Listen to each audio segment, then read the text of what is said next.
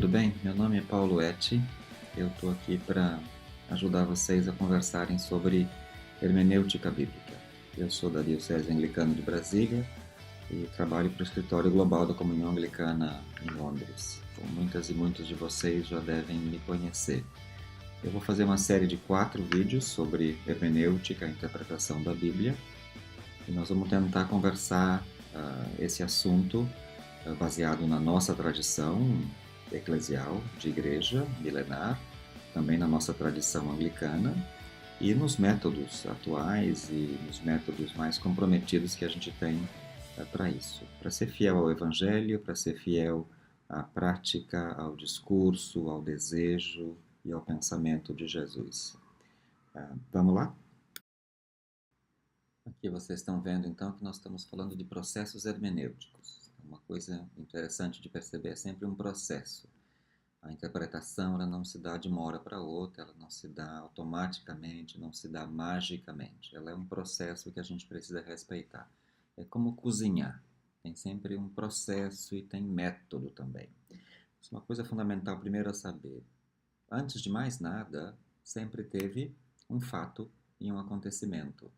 Nossos textos, nossas conversas são baseadas sempre nisso, também na história da Bíblia. Depois alguém contou, alguém fez memória disso, alguém resolveu deixar isso para o futuro e contar histórias, como a gente sempre faz. Depois alguém, obviamente, resolveu escrever.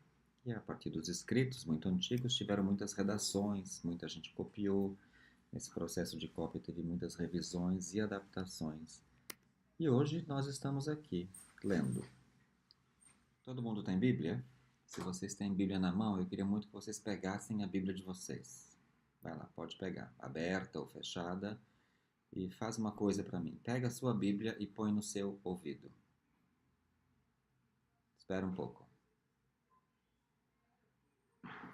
Vocês estão escutando alguma coisa? Vindo do livro, da Bíblia? Provavelmente não, a não ser que a gente tivesse um CD do Cid Moreira. Então, o ponto disso é a Bíblia, o texto como tal, o livro como tal, ele não fala em si, ele não tem cordas vocais. Quem fala, na verdade, somos nós, as pessoas, quando a gente toma o texto bíblico, quando a gente abre o texto bíblico, quando a gente lê o texto bíblico e fala alguma coisa. Então, na verdade, somos nós que falamos. Claro que não vamos discutir aqui o que é falar ou não é falar. Obviamente, a Bíblia é a palavra de Deus, a gente tem que escutar o que o texto diz, mas só em termos de método e de praticidade isso que é importante se dar conta. A voz é nossa. Nós é que quando abrimos falamos alguma coisa. Sempre a pergunta fundamental da nossa tradição e da tradição mais antiga da igreja é quando a gente fala, o que acontece?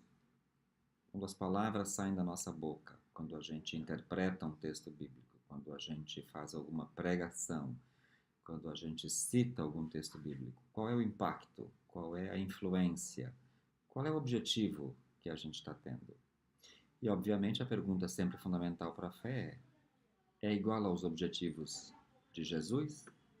A gente está utilizando, a gente está lendo, a gente está orando a Bíblia do jeito que Jesus fez? Acho que fica essa pergunta para a gente conversar um pouquinho. O que é que vocês acham disso?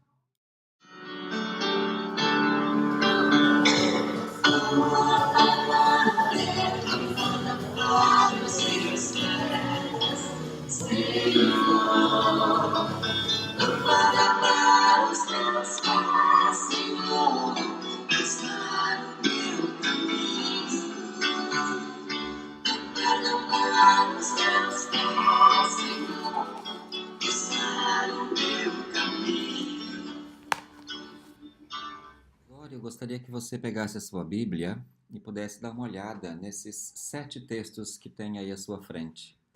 São textos tanto do Antigo quanto do Novo Testamento e pode dar uma ideia de como é que as pessoas que mantiveram a memória da Bíblia imaginam que seja o seu objetivo. É claro que a gente vai encontrar isso também na vida de Jesus mais profundamente, mas isso a gente vai olhar um pouco mais tarde. Então, quem sabe agora eu sugiro que a gente pause o vídeo e vocês deem uma olhada nesses 7 textos. E se vocês puderem anotar num papel e colocar no quadro, ou colocar no caderno de vocês, ou colocar em algum lugar visível, quais são os verbos que aparecem em todos esses textos que têm a ver com o objetivo das Sagradas Escrituras. Vamos lá então. Dar uma olhada em tudo isso, eu queria só apontar para 5 aspectos que eu acho que são importantes, mas vocês devem ter descoberto muito mais. Então, o primeiro aspecto é: a gente estuda a Bíblia, a gente lê a Bíblia, primeiramente para iluminar o caminho. A gente não pode olhar a Bíblia e ficar olhando só para ela. Vocês já imaginaram ficar olhando para uma luz diretamente? A Bíblia é a nossa luz. Então, experimenta olhar para a lanterna, experimenta olhar para a luz que está no teto ou para o sol. Quer dizer, não, você vai ficar cego, você não vai enxergar. Qual é o objetivo da luz? É iluminar o caminho, é iluminar o lugar. Então a gente precisa entender e conhecer a Bíblia para iluminar o nosso caminho. Então o nosso olhar também tem que estar no caminho, carregando a luz. Outro aspecto que a minha impressão é muito importante é o aspecto de corrigir e educar. Aqui vale a pena uma brincadeira com a palavra corregere, que é corrigir, uma palavra antiga que vem do latim, que é reger com, corregere, corrigir. É você fazer junto, é você estar lá na frente e ajudar as pessoas a encontrarem o caminho certo.